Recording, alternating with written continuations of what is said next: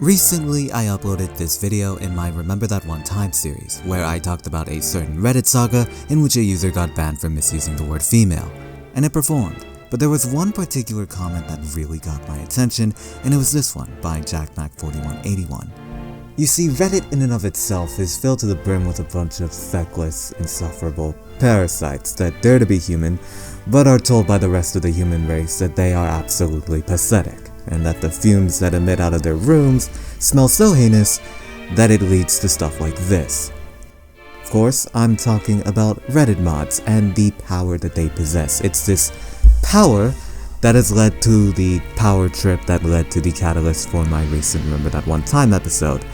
And these power trips are also the catalyst for this follow-up episode, because as I've later learned, there's a lot of other power trips, and Reddit mods are insane. So here's some examples of that. God help us all.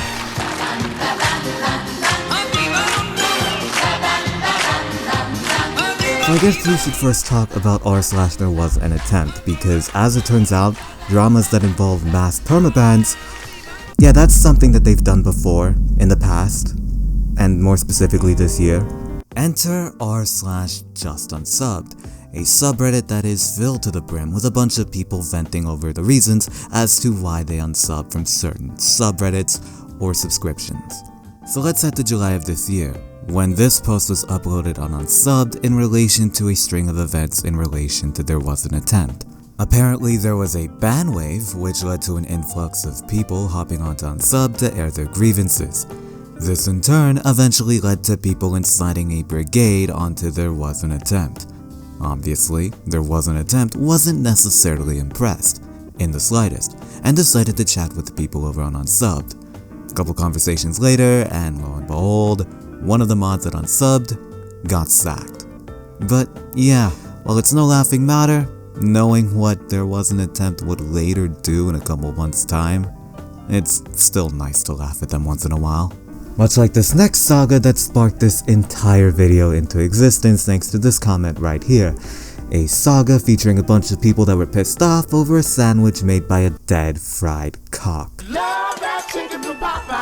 Real quick, just want to shout out to YouTubers by the name of Ailaris and Chase who made their own respective videos on this saga. Thanks very much for making those videos and helping me understand this absolute monstrosity. For you see, 2 years ago, this post uploaded by someone called user888111 was created featuring a delightful chicken sandwich. Except, it wasn't a chicken sandwich but was instead labeled a chicken burger by OP. No big deal. A user by the name of Lopez, who I should also mention works in the culinary industry, along with his wife, discreetly corrected OP by commenting chicken sandwich, and in a separate statement, he explains his reasonings behind said correction. Unfortunately, it seems he wasn't discreet enough. According to that same statement, not more than 10 minutes post-correction, he received a notification that he got banned from r/food for 30 days. The reason? Public shaming, on a scale so massive that it warrants an investigation by detectives that do this. I wish I could. Or at least, it seemed to be headed in that direction because this was a response given by the mods as a reason behind the ban. To sum up, it was selfish, arrogant, bastard-like behavior committed by a 10th degree asshole. And you know what, come to think of it, when you take it from the perspective of the mods, this guy is a complete insolent piece of shit and a terrible human being. Classless, insincere, he is a bastard prick, and therefore, goddammit, everyone should treat him as such. And then they didn't. Because as it turns out, no, everyone didn't believe Lopez to be as such, especially over a grammatical correction, and instead, they did the one thing that the mods said was the reason behind Lopez's ban in the first place. Public shaming towards the mods. But still, the mods tried their hardest to maintain that they were in the right. Except, it was getting more difficult because this saga gained so much traction on various subreddits that it resulted in people spamming the phrase chicken sandwich on r/food en masse, which the mods took in turn as the basis for their claims of being brigaded, even though they weren't being harassed. Although, I actually don't blame them. It's fun and all saying chicken sandwich over and over again until you just spam it and then it just loses its luster, so I can totally side with the mods here on this case. And now it's time to not side with the mods again. I should also probably mention right now that I am using outside posts by users in outside subreddits, not r/food, and there's a couple reasons why. For starters, the article events from Lobo Locos actually comes from r/tifu, aka Today I Fucked Up. However, Lobos' post was then mysteriously deleted on that subreddit. I had to use a completely different subreddit to gain access to this statement. Moreover, this is the original chicken sandwich post that started this whole charade, but 2 years later. And as you can see, it is now effectively sanitized, scrubbed clean from any sort of past heinous behavior in a similar manner to how General Shepard likes to sanitize heinous behavior. Good, that's one less you said. Back to the topic at hand, let me also point out these specific comments made by Lobos towards the mods. Comments that apparently constituted as outrage mod mails, or at least that's what one of the mods stated in their completely separate post in which they titled this whole charade Burgergate. Clearly a last-ditch effort to justify the actions committed. But of course, that didn't happen, the mods were shamed, the saga intensified, until, like many an internet drama, it died. But there are some key takeaways that I garnered from this saga, and the first is the mods and their weird comparisons with other stuff completely unrelated to the saga. In the aforementioned separate post made by one of the mods, that mod in particular basically put Lobos Locos into the same category of hooligans as homophobes and racists. And in Chase's video, he highlights how one of the mods compared the mass spamming of chicken sandwich to the January 6th Capitol building attack. Which means that yes, spamming chicken sandwich en masse on a subreddit no less is equivalent to one of the most laughable excuses of a politically motivated coup that also resulted in 4 officers committing solo acts. Just gonna let that marinate for a bit in comparison. Wait, what the fuck? I also want to bring into notice this post right here.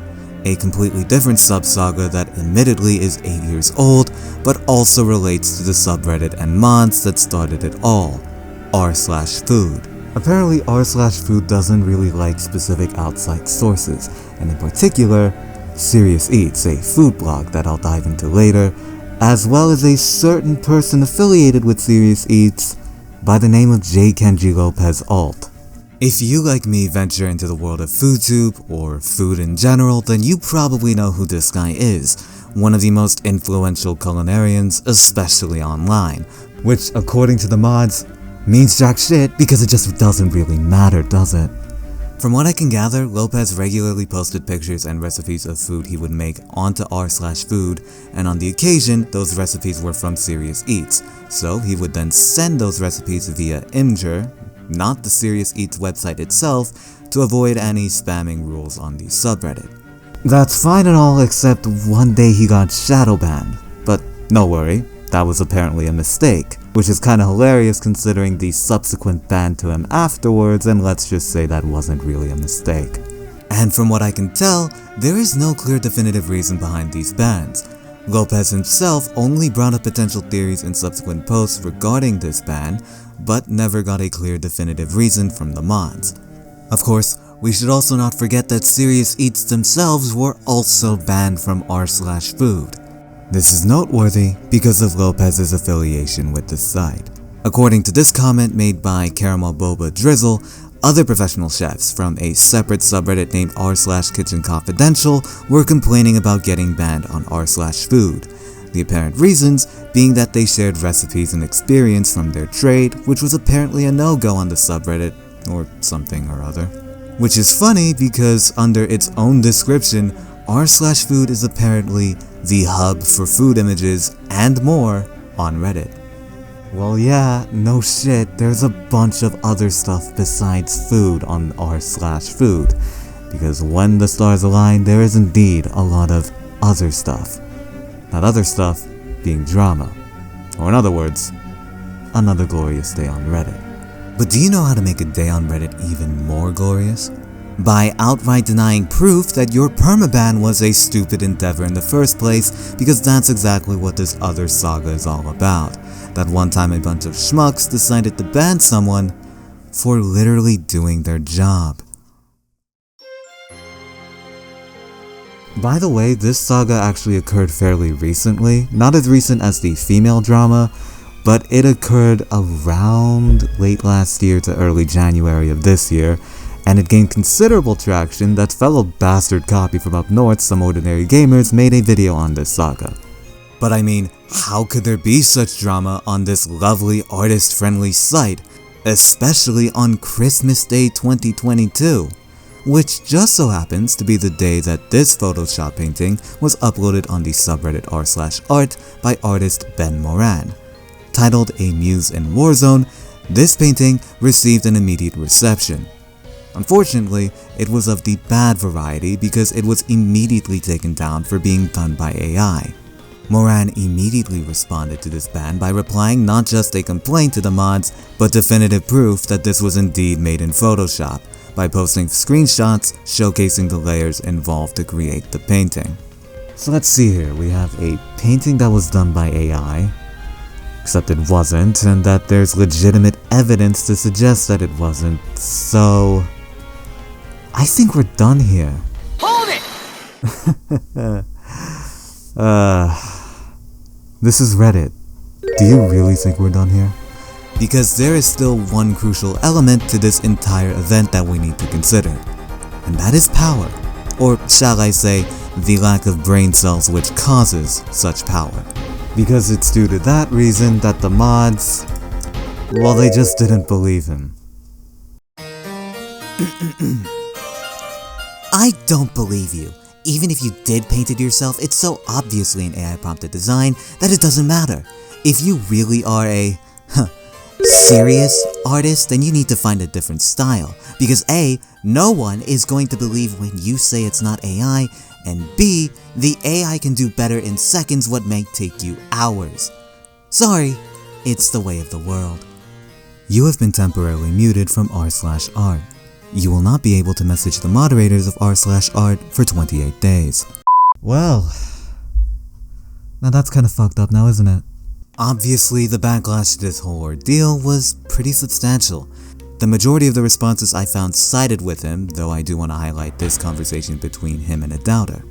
But what I found really interesting was how this post started to gain traction the following year, which in this case means a week or so after this whole ordeal started. In any event, it was during early January that this drama became so grandiose that BuzzFeed, Vice, and other news networks, particularly ones in the art field, made their own articles about this whole ordeal. And of course, going full circle now, even bigwig YouTubers decided to take a stab at this drama, and even took a stab at the Reddit mods themselves. In response to all of this, a Muse in Warzone was later posted in other art-related subreddits to receptions that were a lot more welcoming. Meanwhile, on r/art, they were, like the subreddits before and since, brigaded by those who didn't agree by this decision. However, said brigading was so super effective that it eventually led to r/art going private, with this statement from the mods as a result of said chaos. Just gonna quickly highlight this particular portion. And then this whole ordeal died. But not before leaving a legacy. One of complete dickish behavior, unnecessarily dickish I might also add. To call back the chicken sandwich saga, this response right here should be the catalyst for a permaban due to public shaming.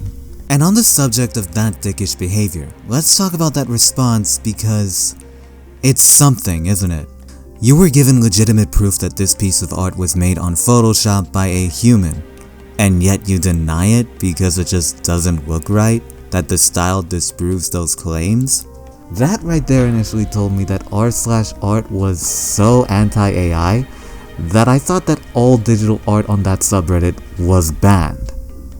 It isn't. Here's some digital pieces that I found on r/art, all of them not leading to permabans, or bans in general. And they all look unique in their own ways. So seriously, what constitutes Moran's style as AI looking, even though from the looks of things, it's just Moran's style? Well, if you want me to be honest, I don't really know, because as far as I'm aware, this statement given by the mods was the only one that was given in relation to the ban by Moran. Considering this portion of the response to Moran by the mods, it's pretty clear that Moran's stylistic and or aesthetic choices were the actual reason behind this ban. And honestly, if there are other statements made by the mods in relation to Moran's ban, I could care less, because this initial response speaks volumes towards their character. And considering how these mods and others will more than likely create even more feeble dramas in the future for godforsaken reasons, whilst also overdosing on their power, means that we have effectively learned nothing. But thank you for watching.